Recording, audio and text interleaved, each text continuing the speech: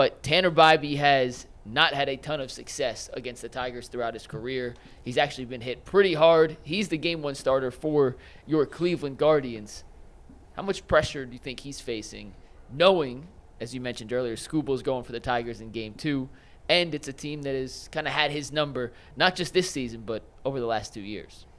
It scares the hell out of me. The Tigers, as a team, have hit .316 against Tanner Bibee. Usually what you see in the playoffs is that good pitching dominates good hitting. Usually. Not always. There's exceptions, of course. But it's not uncommon to see a team's playoff batting average in the ones, in the high ones, low twos. You rarely see a team hitting the 300s for an entire series. The fact that the Tigers' career batting average against Tanner Bibee is .316 gives me reason to be concerned. This will be different. It's a big stage.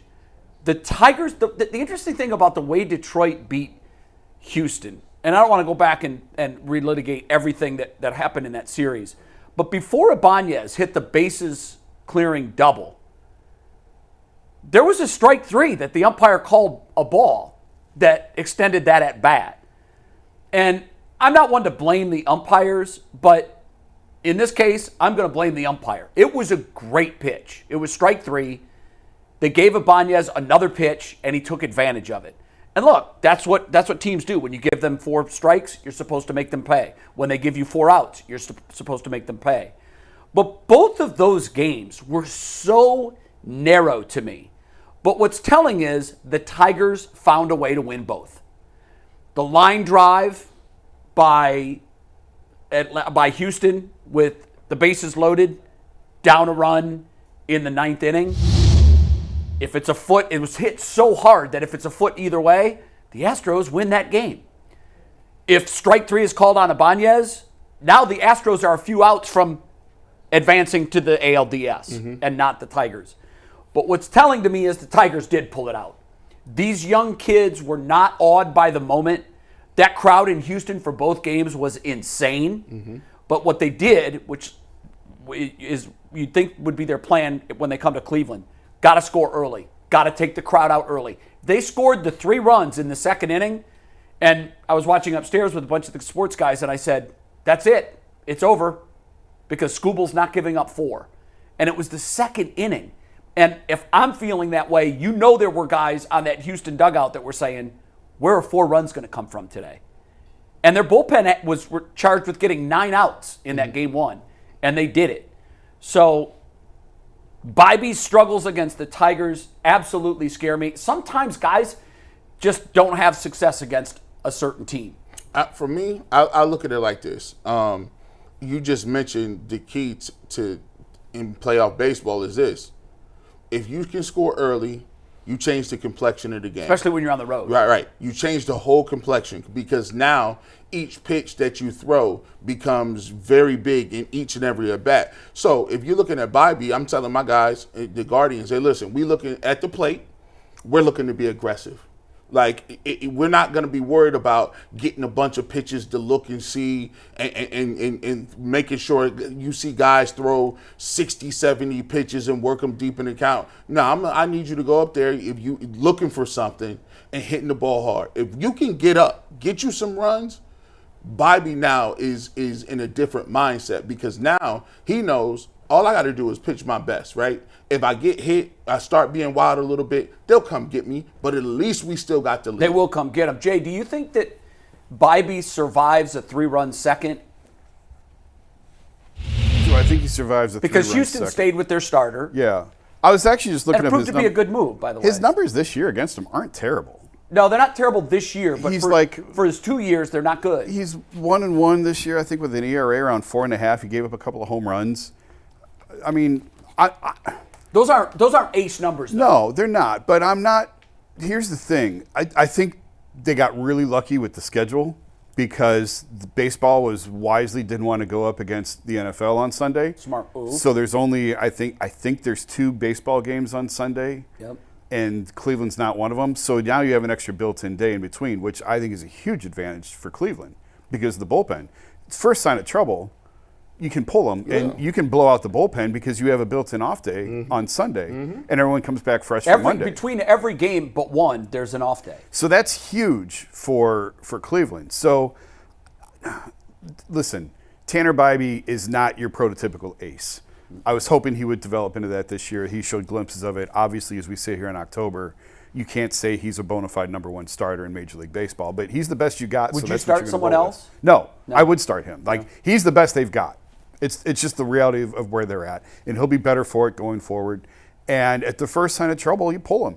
If he gives you 3 1/3 innings, okay, fine, because you can just run reliever after reliever after reliever to fill in the rest. Detroit did that against Houston in Game 2, and it worked. Yeah. And by the way, normally, like in the Mets case, they ended their series last night. Now, granted, they come into the NLDS on a wave like you can't even imagine. But the Tigers are well rested. Yeah. They're going to have 2 full days where they didn't have to do any baseball activity. So the advantage of winning, home field advantage, and a bye in the first round, Detroit said, well, here's what we're going to do. We're going to win 2 games on the row, get on a high that no drug can produce, rest for 2 days, and then we're coming to Cleveland. To me, that's their bullpen, which they rely heavily on. And by the way, they pitched a lot better than I think they are. I mean, I know their bullpen's good, but my God, they were great in that series. I will say this. They on a high, but that high is very fleeting. This is crack right here.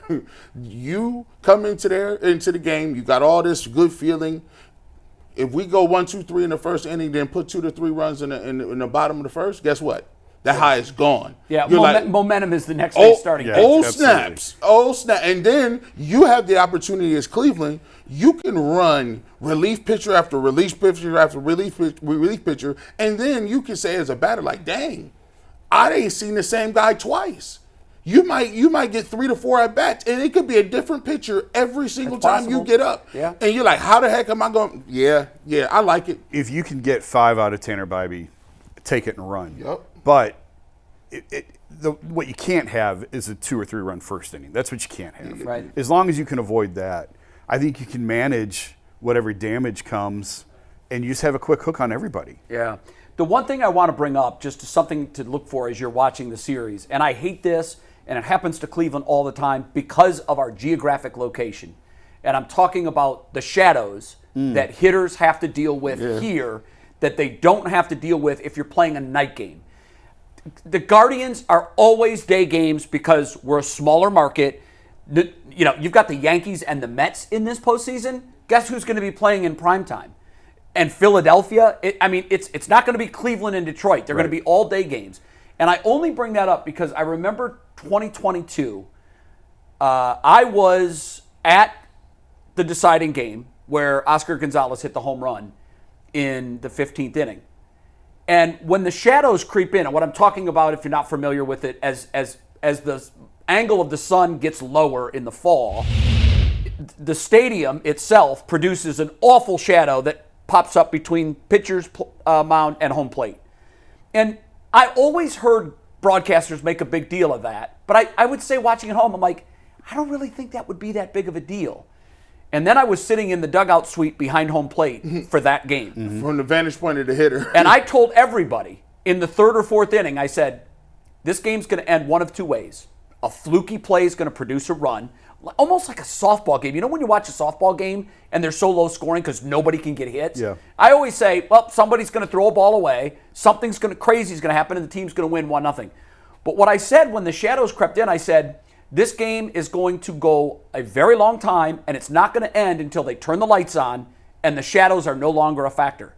I watched 14 and a half innings of scoreless baseball, and having that vantage point and watching the baseball from 60 feet away from where the hitter was standing and watching it go from white to dark, I'm like, oh, this is a ninja trick. Yeah. Like, I understand why guys can't pick that ball up. And all of these games are likely going to be played with that as a factor. I don't think Saturday game 1. It's a 1 o'clock start. It should not, unless it goes. If it 15 goes innings. late in the game, I'm trying to think when the shadow starts Well, to creep Monday in. is what for you're talking sure. about. Yeah, Monday's going to be a factor against almost from Tarek jump. Skubal. So Yes. as if it's not bad enough that you got to go against Skubal, now you got to go against Skubal in the dark. Yeah, it really is difficult. It is. So I think what you're talking about absolutely will impact game 2 on Monday. I don't think it's going to be a factor in game 1 I on hope Saturday. not. I hope there's a lot of runs scored while the sun is shining Yeah. brightly on the field. I think you've got till, as long as the weather holds. I haven't seen a forecast. Or is there rain? Saturday is absolutely a perfect day. Oh, good. Because I It's think high there's rain tonight, 70s, isn't there? High blue skies, no clouds, light wind. Then It's I don't. baseball weather. Then unless it goes an obscene amount of innings, I don't think it'll Now, be an issue. Monday is a totally different story. There's a cold front coming in Sunday, and the temperature is going to go from low 80s, high 70s on Saturday to low 60s, high 50s on Monday. Wow. So it's going to be a distinct difference from game to game. And the shadows for sure are going to be a factor early and throughout in game 2. Yeah. Hopefully in game 1, the game is decided before I the think it shadows will start be. to creep Yeah, I in think it will between be. home and I can't remember about what time that happens. It feels like it's mid to later Fifth inning? afternoon, like the 3 and 4 o'clock. Before the pitch clock, it felt like 4th, 5th inning is when you would see them creep in for those 3 o'clock, 4 o'clock Yeah, starts. it might be sooner now. So or later. Later, Yeah. yeah.